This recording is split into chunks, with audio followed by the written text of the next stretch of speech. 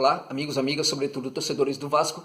Vamos neste vídeo abordar o Caracas FC, que vai ser o adversário do Vasco nessa etapa agora de Sul-Americana. Um adversário que, a meu ver, foi dos mais complicados que saiu do sorteio para o Gigante da Colina encarar. Eu diria que é difícil porque trata-se de uma equipe que não é nem um pouco boba, ao contrário do que muitos estão dizendo. Uma equipe que sabe jogar muito bem ali no seu campo de defesa e armar contragolpes efetivos e, geralmente, contragolpes interessantes, mas que sabe também jogar com intimidade no campo de ataque. É uma equipe que tem na coragem um dos seus trunfos e na superação também uma das suas grandes qualidades. Estamos falando de um time que volta depois da pandemia, da parada do futebol pela pandemia, volta a campo, consegue autorização para treinar a partir de protocolos ainda mais rígidos do que aqueles que foram aplicados na Argentina. Na Argentina, para vocês terem uma ideia, o jogador recebia a roupa de treino, ia já vestido para o treinamento, depois voltava para casa com a roupa de treino, tomava banho em casa, porque não podia sequer ter contatos maiores do que aqueles dentro de campo, no treinamento, entre um jogador e outro. Na Venezuela, isso foi ainda mais complicado. Só assim que foi permitido que os jogadores voltassem realmente a treinar. Então os treinos ficavam com 2 ou 3 jogadores muito distantes dos outros, de forma que não havia coletivo, não havia treinamento coletivo, não havia muito contato com os jogadores. E o mais surpreendente é que quando recomeça a Libertadores, essa equipe mostra um bom futebol, mas também um bom preparo físico, né? O que deixa claro o profissionalismo hoje dos atletas venezuelanos. Porém, a situação foi muito difícil para esse Caracas, que faz grandes viagens para poder jogar contra os seus adversários, precisou fazer viagens longas para vários lugares.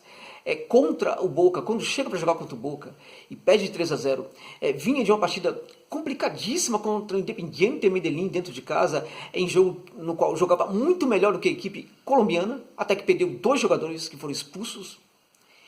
Depois disso, essa equipe, que já tinha jogado no Paraguai, inclusive, vai jogar na Bombonera contra o Boca.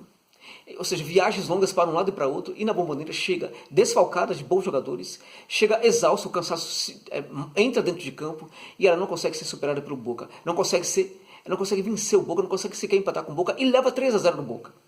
Só que eu diria para vocês que hoje, neste momento, excelentes equipes, boas equipes, ótimas equipes do futebol sul-americano, eu coloco aí River, Flamengo e muitas outras, poderiam perfeitamente perder do Boca de 3-0 na Bombonera. Estamos falando de um time que pouco a pouco começa a ser aquele gigante na sombra, aquele gigante sul-americano que estava na sombra, começa a aparecer de novo. O jogo do Boca ganha cada vez mais consistência, identidade, e a equipe começa a ganhar ares de time dificílimo de ser batido. Hoje o Boca pode ganhar de 3-0, poderia ganhar de 3-0 de qualquer um. Ganhou da equipe do Caracas por causa da sua qualidade de equipe, mas também porque o Caracas vinha com muitos problemas, entre eles o cansaço que entra dentro de campo. Em relação a isso, esse cansaço também pode entrar dentro de campo contra o Vasco. Então, depois de todas essas longas viagens, depois de jogar contra o Boca, o Caracas volta para a Venezuela, viaja até Barinas, 500 quilômetros para enfrentar o Zamora. Depois disso, fica 11 horas no aeroporto por causa de um problema, de comunicação entre o sistema viário venezuelano e brasileiro. A equipe fica 11 horas sem receber autorização para voltar, para embarcar. Então depois viaja para o Brasil para encarar o Vasco, ou seja, o cansaço deve entrar em campo contra o Gigante da Colina. Contudo, essa equipe como eu disse, uma equipe interessante, que tem uma identidade de jogo bacana, consegue jogar no seu campo de ataque muito bem, consegue jogar no campo de defesa ainda melhor, porque sabe fazer um contragolpe bem interessante. Olhando para a equipe, olhando para os seus jogadores que hoje provavelmente vão a campo, vamos analisar um pouquinho aqui, um a um. A gente tem ali o Velasquez, que é o goleirão, e depois a gente tem uma linha com Ferreira, Ócio, o Rivero e o Nota Bueno, o Nota Roberto. Eu diria que nessa linha tem 3 jogadores ali que são interessantes. O primeiro, que é o lateral Ferreira, muito jovem, 20 anos, muito promissor, faz parte da seleção sub-20 da Venezuela, um jogador para ser olhado com muito carinho.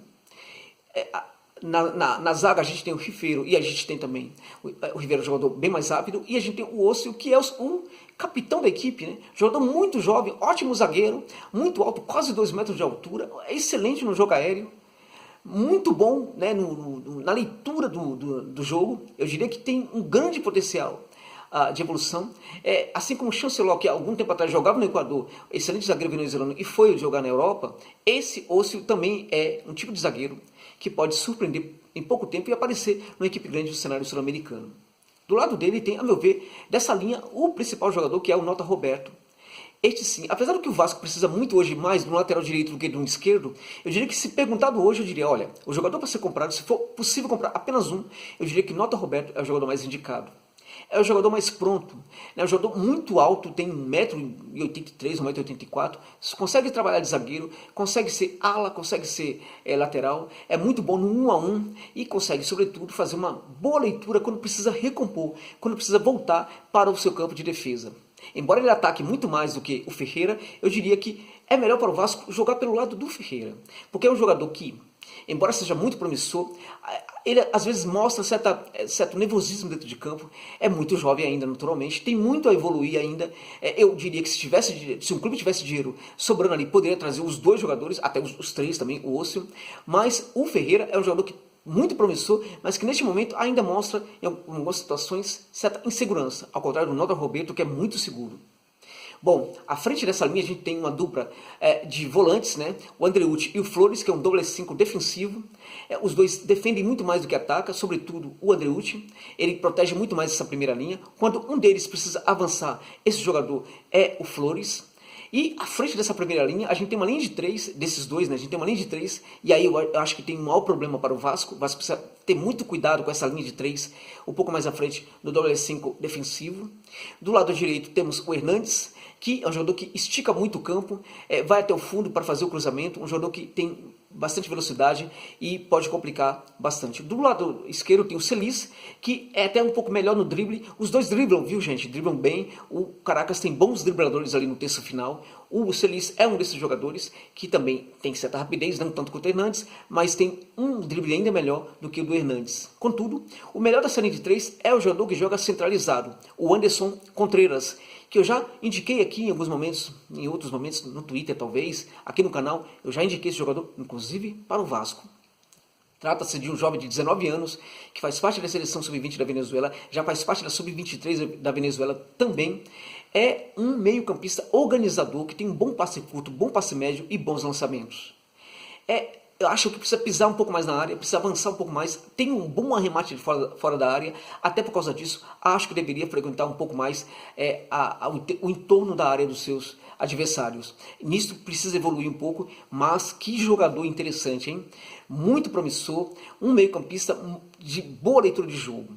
Na reserva dele tem o Echeverria, que também é esse meio-campista interessante, que também sabe fazer passe curto, passe médio, passe longo.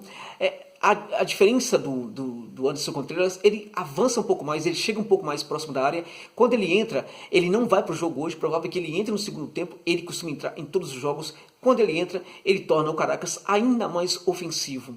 Ele também é mais driblador do que o Anderson Contreras, pode complicar bastante para a zaga vascaína a partir do segundo tempo da partida. Bom, eu diria que o centroavante Blanco é um oportunista, é um jogador que abre espaços para jogadores que vêm de fora, ele se coloca ali como pivô e abre esses espaços. Como finalizador, a meu ver, deixa muito a desejar.